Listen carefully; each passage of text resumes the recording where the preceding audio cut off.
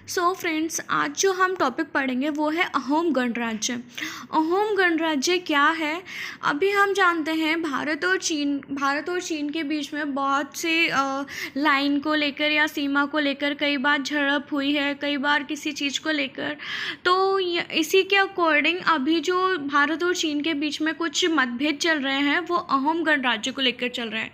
तो ये क्या है, थोड़ा करंट टॉपिक है, तो आप इसको देखते चलिए। साथ के साथ मैं आपको कवर अप कराते जा रही हूँ, इससे रिलेटेड सारी भी चीज़ें हैं। तो अभी आपने देखा होगा चीन अब हर जगह पे अपना अधिकार जमाने की कोशिश कर रहा है, हर क्षेत्र में, लाइक हिंद महासागर सब जगह।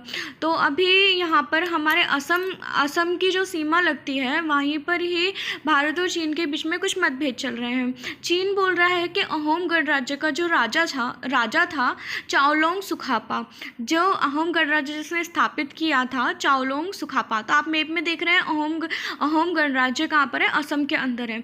तो यहाँ पे अहोम गणराज्य में जो यहाँ का राजा था वो चाओलोंग सुखापा। तो चीनी कह रहे हैं कि हमारे यहाँ से चीन का था ये राजा, ना कि भारत का था। तो इस तरीके से ये मतभेद चल रहे हैं इसको लेकर। तो देखो ये मैंने इसके ऊपर वीडियो बनाया है, तो आप ये मैप देख रहे हो, मैप में आपको अहोम साम्राज्य दिख रहा होगा जो कि असम में है। तो देखो इसके बारे में कुछ टॉपिक्स मैंने क्लियर करे हैं, वो देखिए। देखो, असम के अहोम गणराज्य के संस्थापक चाओलोंग सुखापा थे। ठीक है, ये मैंने अभी आपको बताया। उनसे संबंधित कुछ मतभेद चल रहे हैं, भारत और चीन के बीच में सीमा पर परेशानी चल रही है, उस पर मतभेद चल रहा है। मतलब इसी बात को लेकर इनमें ये मतभेद चल रहा है कि ये चीन के थे और ये इनकी थोड़ी सीमा उनकी तरफ है। मतलब सीमा को लेकर भारत और चीन के बीच में कुछ ना कुछ चलता रहा है हमेशा से। ठीक है, तो देखिए यहाँ पे उसमें बताया गया है कि वह भारतीय नहीं थे बल्कि चीनी थे।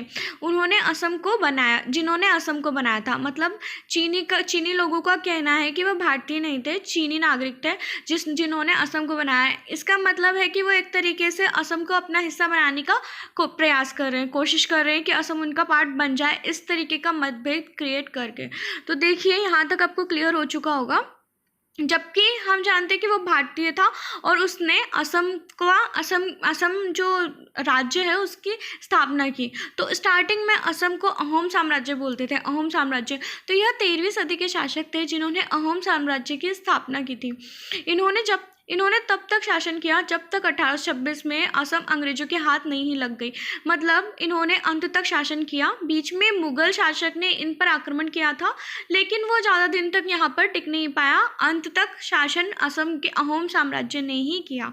तो इसके बाद में 1826 में यह अंग्रेजों को दिया गया। अंग्रेजों को जिस संधि के द्वारा दिया गया उस संधि का नाम था यदाम्बू की संधि, यानी कि ट्रीटी ऑफ यदाम्बू। इस संधि के द्वारा उनको ये असम राज्य सौंपा गया। अब देखिए नेक्स्ट पॉइंट है हमारे पास, अहोम राजा ने जमींदारी प्रथा को हटाया। पहले जमींदारी प्रथा बहुत चलती थी। तो जमींदारी प्रथा एक तरीके की गलत प्रथा थी, उसमें किसानों को दबाया जाता था। तो अहोम राजा ने जमींदारी प्रथा को हटाया और नई तरह की राजनीतिक प्रक्रिया लागू की। मतलब कुल मिलाकर ये एक अच्छे राजा थे। राज्य का काम बेगार के ऊपर निर्भर करता था। जैसे यहाँ पे काम करने के लिए लोगों को बुलाया जाता था बिना वेतन दिए, तो बेगार के ऊपर चलता था और इन बेगार करने वालों को पाइक कहा जाता था। तो ये इंपॉर्टेंट क्वेश्चन है।